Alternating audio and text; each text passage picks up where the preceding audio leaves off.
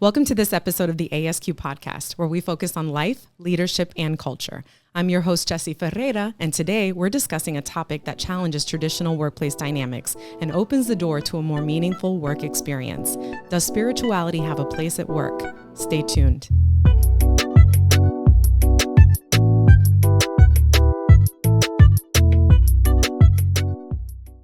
How are you? I'm well. Getting ready to dive into this one topic that it's very interesting. Yeah, it is. Interesting. Does spirituality have a place at work? Yeah, man. Yeah. You know, I thought about this because I was at a seminar a couple of months ago, and this topic was part of the conversation, right? Interesting. Yeah.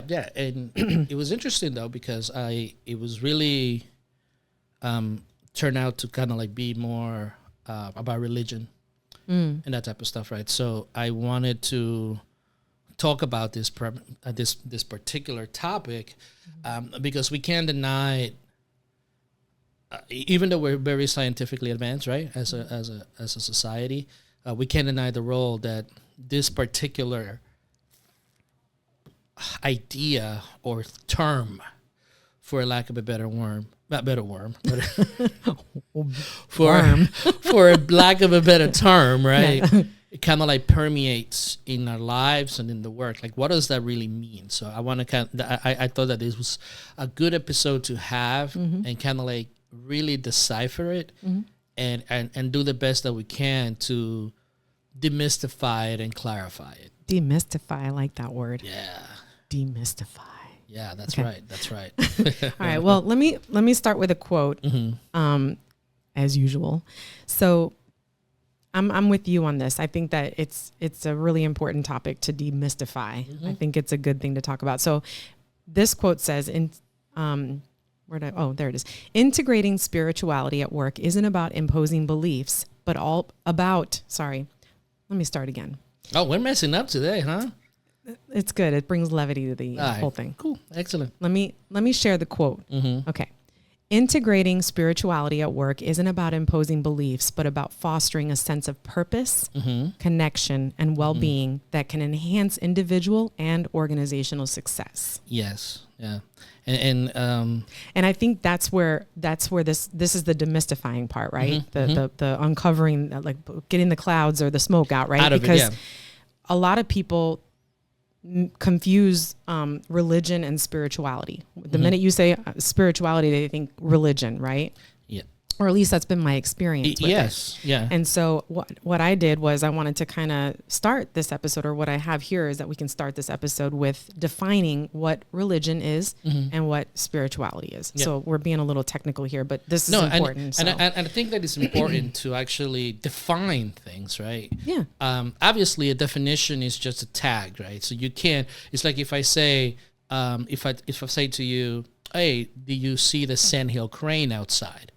Right? We got a couple of sandhill cranes that come outside all the time and always roaming around. But just the phrase sandhill crane doesn't truly picture what a sandhill crane looks like, how he acts, the sounds that he makes, how he walks, how he looks. So we need to categorize things and in order for us to understand it. And sometimes words limit the experience of what it really means, right? So I think that but we have to start somewhere, and we have to start with defining things. Right. Yeah. So go ahead, go for it. So I'll start with religion. Religion is a structured system of beliefs, practices, and rituals centered around worshiping a higher power or powers, the sacred or the divine. It often involves a community of followers who adhere to a set of doctrines, moral codes, and rituals that provide guidance on how to live one's life, understand the nature of existence, and interact with the divine or the transcendent. Okay. Spirituality refers to a sense of connection to something greater than oneself, encompassing a search for meaning and purpose in life. It often involves exploring one's inner self, values, and beliefs, and can manifest through practices, experiences, or personal philosophies that foster a sense of transcendence, unity, or purpose. Correct.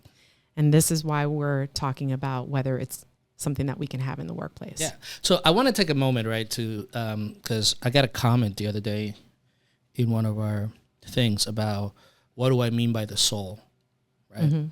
And it's important to understand, again, concepts are important to understand, right? ASQ, A Soul's Quest, which stands for that, right? And it's an embodiment, it's an idea of understanding different aspects of ourselves, right? Number one, the way that we reason, the way that we use our logic and reason, right? And that's an important aspect of who we are, right? Spirit. And what is our spirit, right? You could look at the spirit from the emotional aspect of who we are as individuals, right? So you from a scientific standpoint, you're looking at your left brain and your right brain, right? And we're proportionally use those things based on who the individual is, right? So we use those proportionally based on the individual, right? But the last thing that is pretty interesting about how we define the soul, right? Particularly how the Greeks define it, which is what I tend to lean towards. It's our impulses, our natural impulses, right? And I bring that in the context to understand that we as individuals, right? We're like little mini universes. Right, we are a reflection. We are a way for the universe to know itself. And when you think of the who said that? Carl Sagan, okay. Right? And when you think of the principles of fractal, right, like and the old Hermetic principles, like as above, so below, we are a reflection. We are a fractal of the big, right? So there's so much complexity as to who we are, and I say that to the fact that the way that you define and you separated religion from spirituality, right? It's very clear because religion is, like we said before, I believe, personally speaking, that it's a vehicle. It's an individual choice to pick a vehicle to connect to either something greater than themselves or other than themselves, right? Now, I could understand the argument of an atheist that they don't believe in the idea of, I don't think that there's an entity out there. And I say, okay, I could understand that argument. But no human being and no human alive could deny that there is a certain connection with us as individual beings and the totality of the universe, right? Right. So we are a reflection of it, right? To what extent and how we came to be, we truly don't know yet. But there is an interconnectedness within this idea of what the universe is and who we are as people from the standpoint of impulses, from the standpoint of using our reason and our logic, from the standpoint of understanding our emotions. So when I view spirituality, I view it from that lens of getting to know yourself, right? In all aspects of who you are, the good, the bad, what was considered good or bad, but the polarities of who we are, being able to understand that and have the self-awareness and the self-knowledge, right, to really cultivate those skills, right, and to bring something consequently to what you do, right. So I wanted to bring that in because again, defining things, even though they're words and limitations, conceptualizing it helps us get into idea to really think about it, right. And then and again, religions they say they serve their role. And I don't bash religions because they play a role. We need a structure to be able to understand ourselves, right? It's like a framework. It's a framework, right? For us to get to know ourselves, right? Now we could argue, which one is better and which one is worse. I mean, I disagree with whoever argues which one is better than the other. I think they're all unique, but it gives individuals a certain framework, right, to operate their lives and live from that point of view, right, because it gives our lives more structure and meaning. And the reason why I think this topic is so pivotal is because we live in an age of a lack of meaning and the lack of purpose, right? Yeah, definitely. Right, and we all are beginning to feel that void. And we hide ourselves in certain things, So understanding with clarity, right, what this means, and I hope that I articulated it as we continue it. You did, because I think as we get into the latter part of this episode, it's important in order to use the strategies and the practices and to understand what it is that we're trying to say as to whether spirituality in the workplace is something that's doable. You have to know yourself. Yeah. And that's like that's a ride in and of itself. You know what I mean? And it's not an easy endeavor or undertaking. And I think sometimes people think that they know themselves, but my experience, because I can only speak for myself, is that I thought I knew myself, and then I didn't, and then I did again, and then I didn't. And now, even just recently, I thought I knew, and you know what I mean? And so you're constantly evolving. Yeah. And that there's a spiritual practice that goes along with that, you know, and we're going to talk about some of the different strategies and techniques and tips and whatever, but it's not an easy thing to do. And you know what the beautiful thing, I had someone say one of the most beautiful things today, and it was an analogy. I never saw it like this. So thank you, Chris Harris, for saying this today, because it was an amazing analogy, right? And he brought up the difference between Star Wars and Star Trek, right? So in Star Wars, I'm intrigued. Yeah, I mean, and then I thought that it was prevalent in Star Wars. Obviously, this is set in a different time and in a different place, right? Yeah. But in Star Wars, you're always looking at the cyclical nature of life, right? You have which is typically what we experience, right? So you have the hero, the villain. The hero prevails, and then the villain comes up 30 years later, and then you go into that cycle, right? And that's a very practical way, a practical way, not the practical way, but is a practical way to look at the world, because from experience, we always look at things like that. You know, we have a villain and we have a hero, a villain and hero. A hero goes away or a hero becomes, so you have that cyclical nature, right? And that's kind of like the Star Wars story constantly, right? Okay. Star Trek, on the other hand, and this is the point that he brought, and I was like, whoa. Star Trek's premise is always exploring, going to places that we've never been before. That's right. Experiencing new things. Right. Looking for new things, right? So when you look at the definition of spirituality from my perspective, right, and from what you just said, is that constant exploration of finding new aspects of ourselves, right? And the more aspects of ourselves that we find, the closer we become to, you know, that one logos, that one point, right? In which you see things as not a separation, but as things being different aspects of the same thing. It was a beautiful analogy the way that was brought up, you know. But it goes to show how when we don't think about things, when we don't reflect on it, right? Things don't make sense, so they become rigid and they become stale.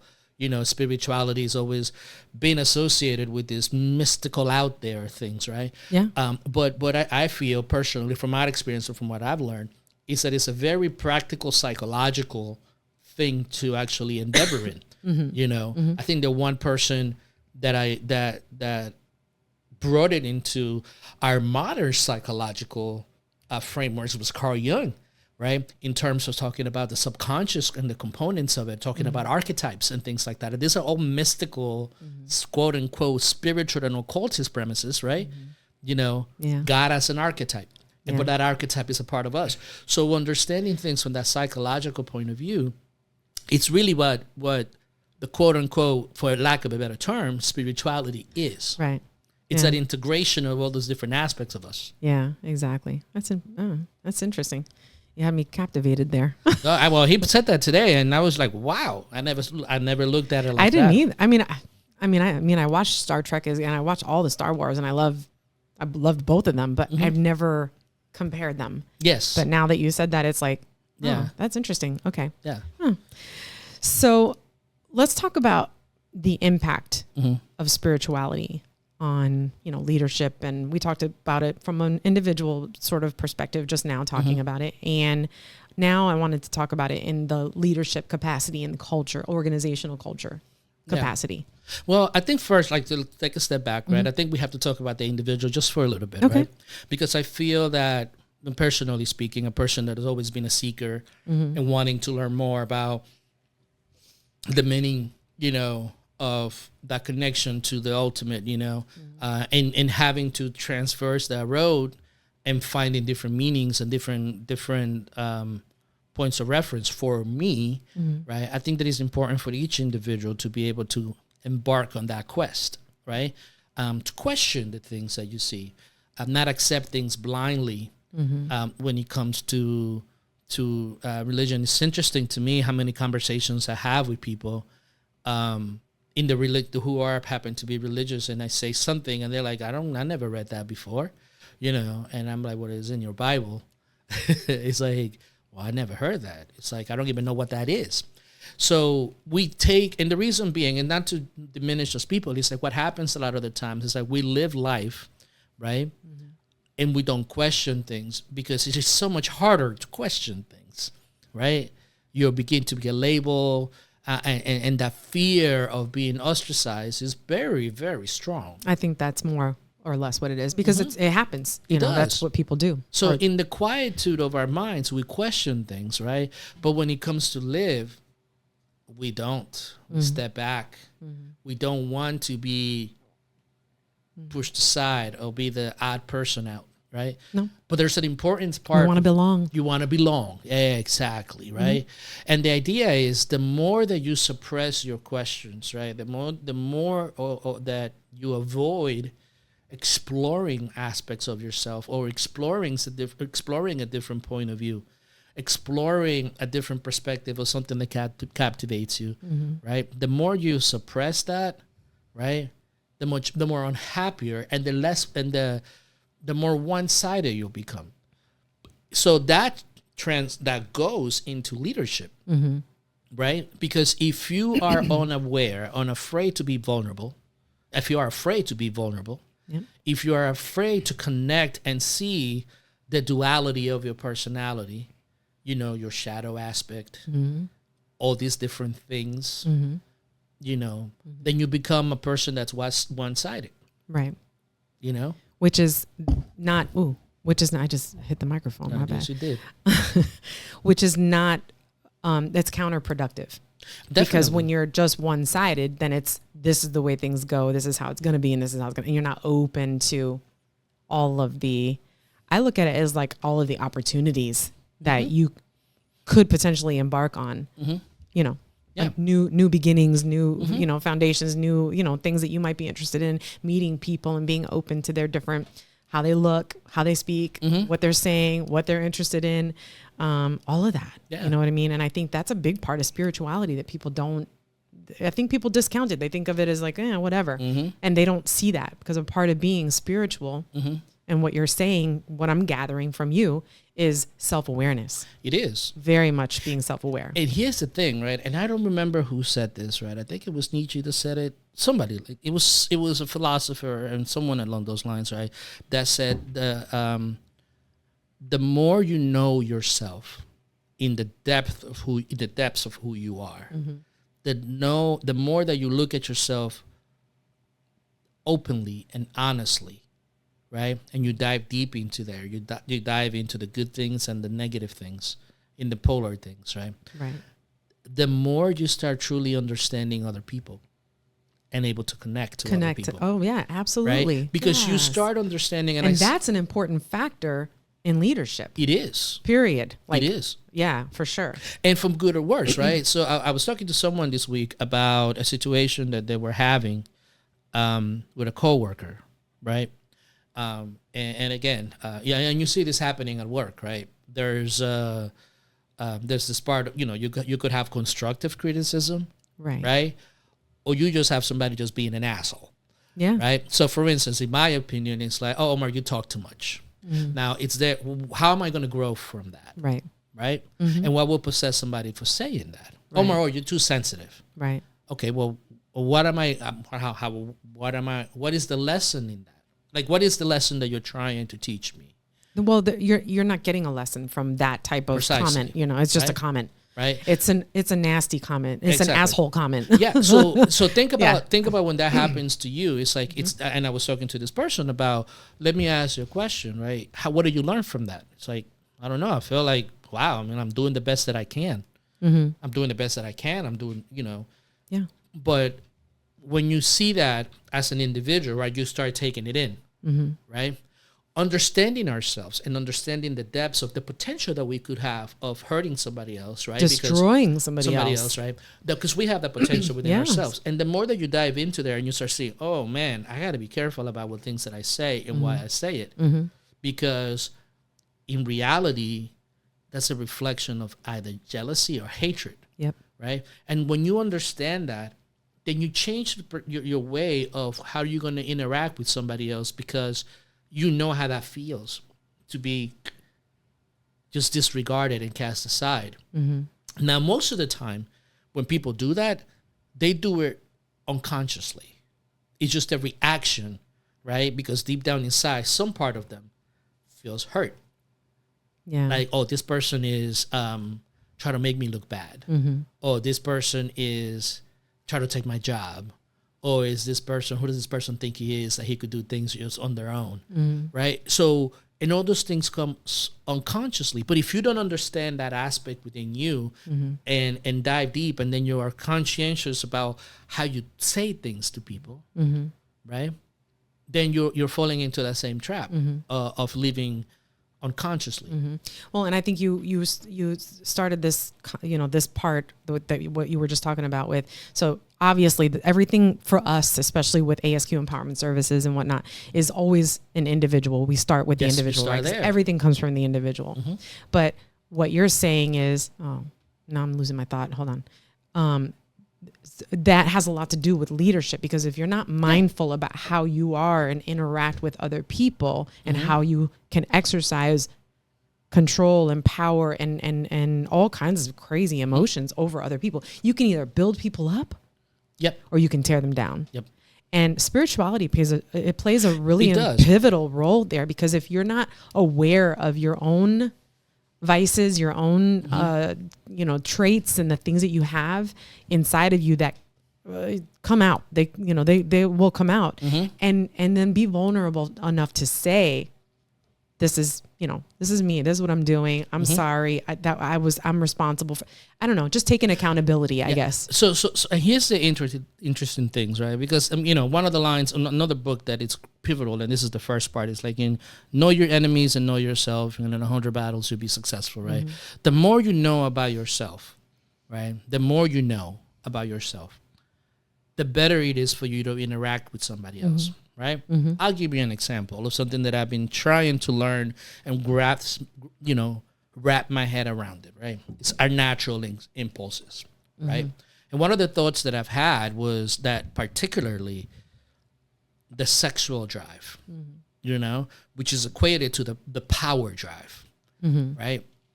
And the reproduction drive. And power is a big driver of a lot of the things that we do, right? And we can't deny that. We can't avoid the fact that we, in particular, this is what happens when people become spiritual or, and I use the quotations or religious, like, oh no, I don't want power. Bullshit. Like, power is one of those natural things that we strive for, right? That idea of self-assertion, of self-expression, of being in control of our lives and our environment, that's a natural drive. We can't disregard it or suppress it, right? We have to understand it, right? The same things with desires, right?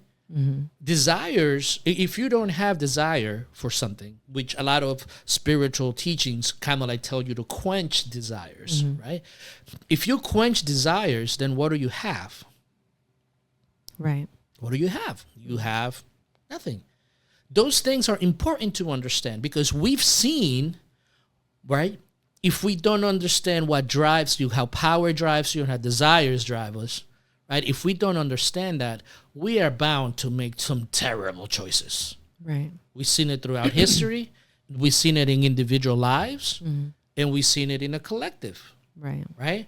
So we have to understand those drives, right? And we have to be able to understand them and give them a framework. Right. Right? Now, religions have understood this, right?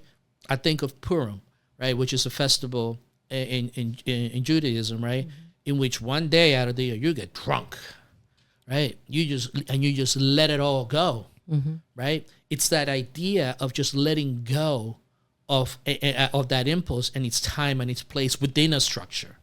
We did the confinement of that. It's a beautiful ritual. And the purpose of it behind it is an amazing thing, because you're not denying that. What you're doing is working with it and managing it. So when you're talking about this, so we understand, how does this relate to spirituality in the workplace? Like what you're saying. So if your drive practically, right? So if your drive is for power, right? And only power, you will do whatever it takes to get to the top, right? It doesn't matter who you hurt. It doesn't matter who you take advantage of, as long as you get what you want. Right. And we see that, right? Yeah. Right? Yeah. So what happens to the business? No business that operates like that lasts for a long time. Right. Right? Yeah. A business that operates and that lasts a long time, right, needs to be able to manage the desire for growth.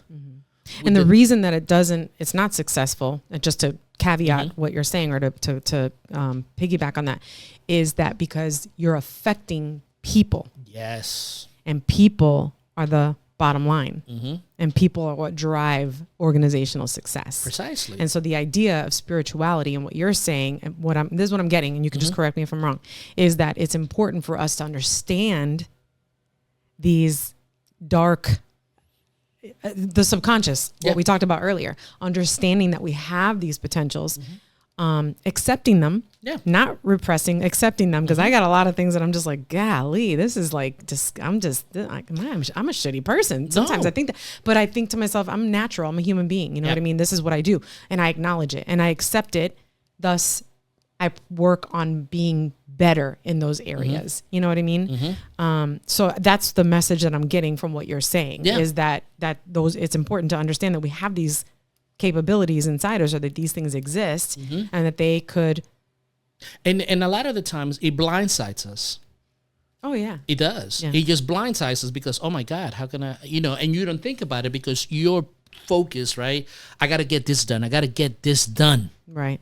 I have to get there, right?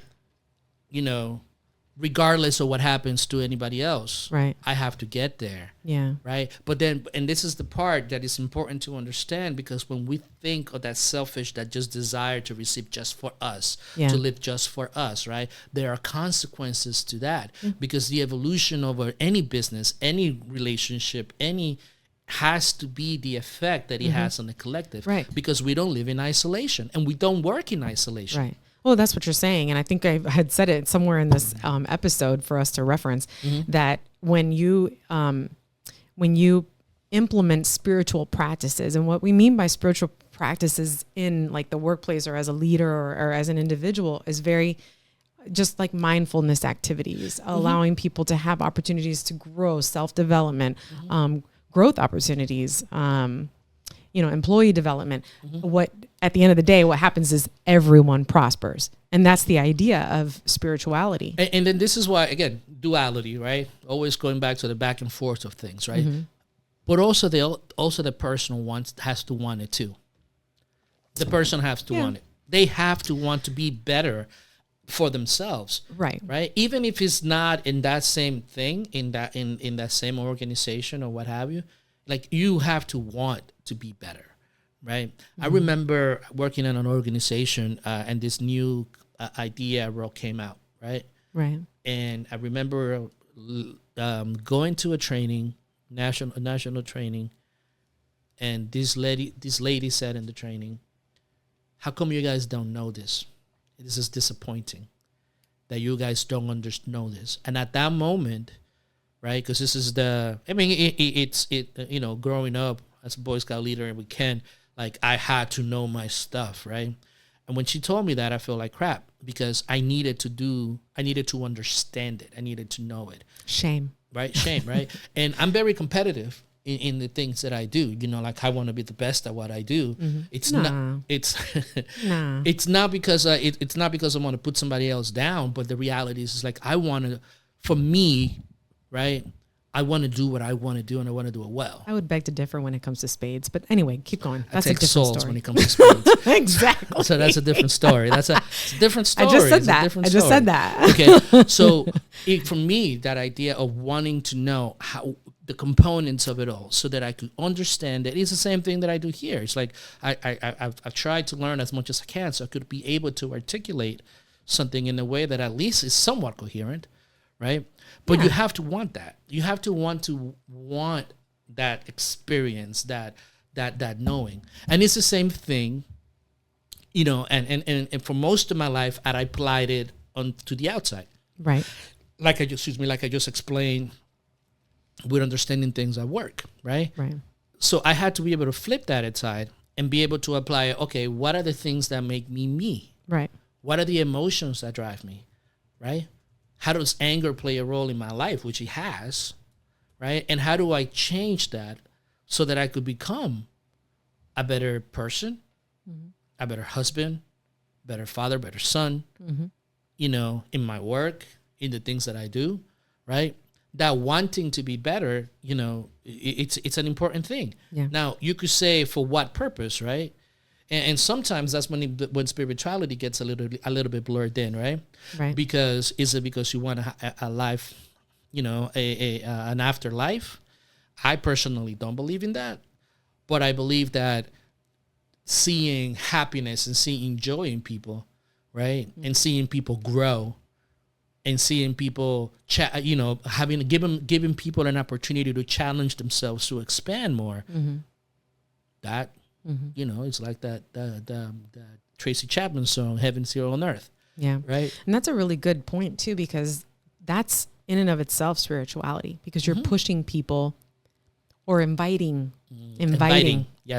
people to connect with that inner essence. Yeah. You know what I mean? To discover the things about them that make them who they are, that put them together to make, you know, in my case, Jesse. Yeah. Who is Jesse? You know? And the result of that is like when you have people working from that premise of who they are within the scheme of what you're doing. Yeah. Right? Yeah. And you will be, things tend to work. Well, it's definitely a lot easier. Yeah. It is things a lot easier. The problem is, right, and we're going to do an episode on this, right? The power is, and this is why it's so interesting to getting to know ourselves. The power is particularly when you are a quote unquote leader, is that when you empower other people, that fear that you're losing power. Yeah. That's one thing of exploring that needs to take place. Yeah. Well, that's a deep one, and you know, you're right. We're going to be doing that episode, and I'm a huge proponent about empowerment. But we'll talk about that later because I have a lot to say about that. But you're right. A lot of people have a fear of, for some reason, even when it comes to spirituality, I think that a lot of people are going to be like, I'm not trying to be vulnerable. I'm not trying to be more empathic or empathetic. I'm not trying to be, and those are all the components of compassionate, understanding, allowing people to voice, allowing people to say what they need to say. Those are all parts of spirituality that are important if you want to cultivate it within your individual life, in your home, in your workplace environment. And a lot of people fear that because of that power, because they're afraid to lose whatever position they have. You know what I mean? That can, in a lot of cases, be taken away like this. Yeah. With the snap of a finger. And again, and it's important to understand that, you know, our fears. Well, right? That's, again, going back to the individual, and understanding ourselves. As a person that has been in some positions that I'm responsible for others and helping them grow, right? Yeah. You know, you have to be conscious about what is their objective here, right? Is their objective for me to look good, right? Yeah. Or is the objective, right, to be able to do what we are meant to do as a group? Because I know as an individual that I'm limited. Yeah. Right? I could visualize things. Yeah. Right? I could visualize things. Yeah. I could conceptualize things. I'm pretty good about that stuff, but I am not very good at details, right? Yeah. And sometimes you need to be able to also be honest about the limits of your capabilities, right? It doesn't make you weak. It doesn't make you that. But again, we live in a culture that we have always lived in a culture until recently in which we're talking about it, in which the leader had to know and be everything. Yeah. Right? Yeah. And we're seeing that there's a transmutation of that, and it's a shift and going back and forth, right? Because we are looking for meaning more and more, right? It's being the plight of our modern society. Yeah. That search for meaning. Right. Even with all these things that we have, we're more isolated, we're more divided because we don't have meaning. Right. And so traditionally speaking, it's like, and I hear this all the time. Well, I pay you so that you could do this job, and you just do what I tell you to do. Yeah. Right. And that's been a tradition. I hear that a lot. Yeah, that's been a tradition. I'm the boss. I'm the boss, right? I'm the one. Yeah. And again, it's understanding that tendencies in our personalities, particularly when you're leading. And one of the things, because leadership doesn't just apply just to the workplace, but think about the parents, right? And those of us who lead others. With parents in particular, it's like a parent that listens to their kids and negotiates with them. Yeah. Somehow is looked at as weakness. Very much so. Right? Very much. Right? And we're so traditionally said that you do what your parents tell you. Yep. Right? And if you have a question, it's like, you're meant to be you're meant to be seen and not heard, or something like that. Oh yeah. Right? You're meant to be seen and not heard. I think that's more of a comment that they make for girls. Oh, okay. Because I know, but it applies. It applies across the board, because that's the truth. It's like I remember having, when I was I don't remember what was going on, but I was doing something, and I was actually at a church. I was in church. I was doing like a charm school type thing, and I remember one of the advisors that were there. I don't know what she was. I'm just saying advisors to kind of put it in a perspective. She was one of the leaders or the people that was leading the group. Was telling us something about we had to put these books on our head, learn how to walk straight because it makes you walk straight, whatever. And I remember that there was this girl that did something, and she said that I don't remember exactly what the girl did, but she said something. She said something about the way that we were putting the books on your head or something. I don't remember. It was something related to that activity. And the woman said, and pointed a finger in her face, which is that finger wagging shit that I can't stand. It's like so freaking annoying. This right here, yeah. This wagging shit that just drives me up the wall. But she said that you're meant to be seen, not heard. Not heard, yeah. And that girl, I remember it was something it was hurting her. That's what it was. Something was hurting her on her head. And I remember thinking, wow, we can't say what we want to say. And for a long time, that was my thought process. We're not allowed to say what we really want to say. Yeah. And so anyway. And again, it's like, there's a fear of losing power, particularly when you're in a position of leadership, right? Yeah, for sure. Which I know a few people like that. Yeah. And there's quite a few, because it is the traditional way of looking at leadership, and it is the traditional way of interacting, which is very transactional. Very, yeah. Right. So when you're thinking about from a standpoint of leadership, it's a transactional thing, right? One of the things that one of the leadership strategies that I really, really like, right? I mean, talking about practical ways, right? Is situational leadership, right? And to me, situational leadership, it's one of those processes, right? From the standpoint of how to put it into action, right? So in situational leadership, you start being directing, right? So typically you get a person that comes in, you hire them or something like that, and they're excited about it, right? But at that point, they have very high willingness, but very low ability, right? So you have to be able to bring that ability up without killing or quenching the willingness. Exactly. Right? So once you get to a point in which they're proficient and they're good in what they're doing, right? Then you go into the coaching aspect, right? And coaching is not about and coaching is not really a new concept. So I'm a life coach, but there's a lot of people that life coaching and all that stuff. But coaching is very simple. You ask open-ended questions and you do active listening, right? And the idea is, I mean, in essence, that is all that it is. No, right? people who are just listening, my eyes got big. Yeah. No, but it is. It right? just seems so big deal, but it's a challenging thing to do because of our nature of self-centeredness, right? Yeah. So when you ask open-ended questions, you could start guiding that person up to the next level. Because then what a coach does, it's not give you the answers, but help you find the answers within yourselves. Right. And when you do that, then that person owns it, right? Then after that, you go to the third stage, which is supportive, being supportive with these people. Mm-hmm. So you check with them once in a while. How are you doing? Is there anything that you need? Any challenges? Any? What kind of questions do you have for me? Mm-hmm. Right? And after that is delegating.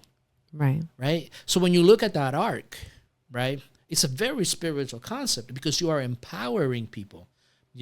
Yeah, they're growing. And they're growing. And as a manager, and again, I always tell people all the time, the most powerful books on leadership that I've ever read is the 1 Minute Manager in Leadership and the 1 Minute Manager. And they're about that thick, like 80 pages or something like that. Yeah. Right? I think I listened to it in my car. Yeah. And again, it's a very practical thing because what you have to do as that person, right, is let go of your ego. Right. Mm-hmm. And what is more spiritual than understanding your ego? That is just one part of the total personality that you are. Yeah. Right? Yeah. Yeah, that's true. And then be able to understand all those aspects of it. Again, that's spirituality. That's the idea of integrating all those different aspects of yourself so that you, as a leader in your house, in yourself, in your community, you could begin to impact culture. That's the beauty of it all. Yeah. Well, it's powerful. Mm-hmm. And we can end right here. So can you do a big favor? Because this was really like your episode, and I thought this was great that we talked about it because it's really important. Can you just give me like 3 things from this episode that you want our listeners to walk away with? I think that's a good way to end this. The first thing is really this, that it's old, but it's just so true. It's like, it's like Neo walking into the Oracle and taking a look back. What does that say? Know thyself, right? Yeah. Know yourself. And knowing yourself is it's going beyond your the personality that you have been conditioned to develop, right? The value systems that you have already been given, right? The expectations of society and the culture. Like you have to transcend that to know more of who you are, right? I wish I could tell you, like, I know how I found out a lot of aspects of myself, right? Which was a lot of reading, a lot of introspection, a lot of, stabbing my toe, making big mistakes, and then be able to seek the answers as to why is this happening, asking the question, why is this happening? Yeah. Right. Yeah. So knowing yourself and then being able to be honest about your impulses and your desires. Is that 2? No, that's number 1. Okay. It's just that's all part of knowing yourself. That's right? a whole lot.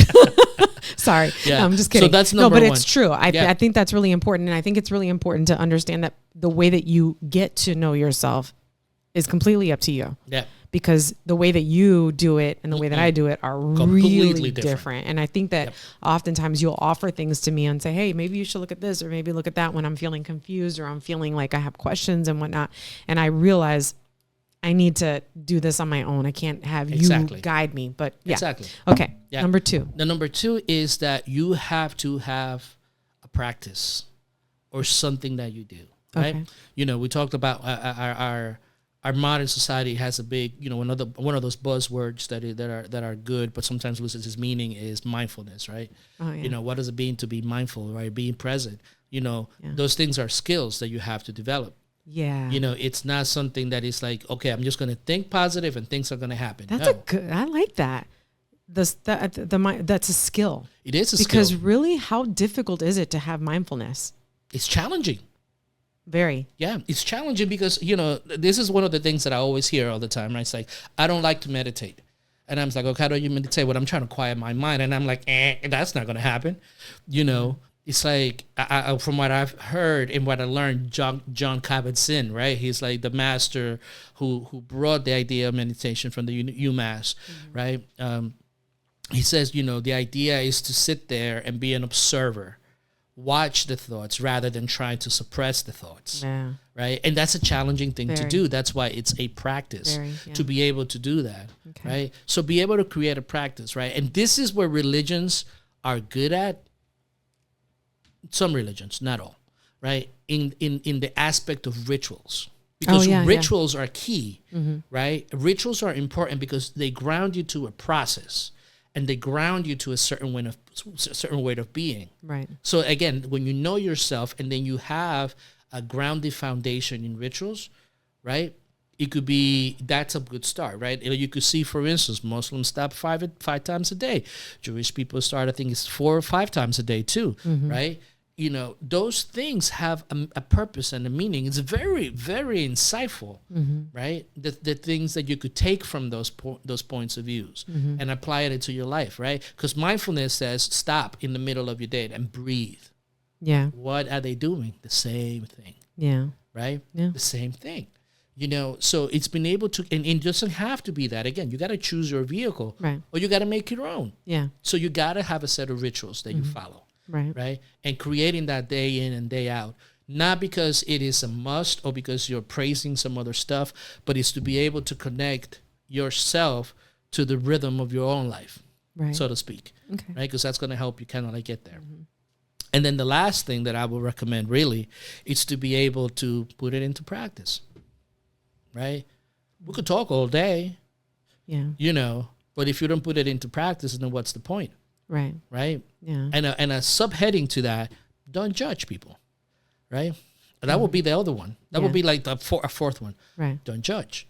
The reason being is because even though you're becoming more conscious about aspects of yourself, and then you're recognizing things on yourself, you have to also recognize that a lot of people haven't taken the time to actually look into themselves and recognize they're good and they're bad and they're ugly. And also, I would piggyback on that and say that judgment applies to ourselves as well. Because oftentimes we can be very judgmental of ourselves, right? Thus, again, repressing our ability to grow. Yeah. And so I like your final, you know, I like that because it's important not to judge other people, but I think also it's important not to judge ourselves and extend ourselves a little bit of grace. Of course. I mean, we have to look at our lives, right? This is why spirituality to me is so a convoluted term, right? Yeah. You know, because everybody thinks, when they think of spirituality, they think, oh, they think of crystals, they think of this stuff, and all that stuff has its place in it, right? It doesn't appeal to me, right? I like the analytical aspect of it, the meaning, you know, because there is science that validates a lot of aspects of you know, rhythm, synchronicities, right? Observing, polarity. These are also a lot of scientific work that has been done. You know, the fractal stuff. You know, this is scientific work that has been done in understanding those things, and we need to be able to explore that for ourselves. You know, not for the point of making just our lives better, right? But the point is that you got to put it into practice. You know, you got to put it into practice. Thank you for tuning into this episode. If you're ready for meaningful personal growth and transforming your business or organization, visit our website at ASQEmpowermentservices.com for more information. Stay tuned for more exciting topics.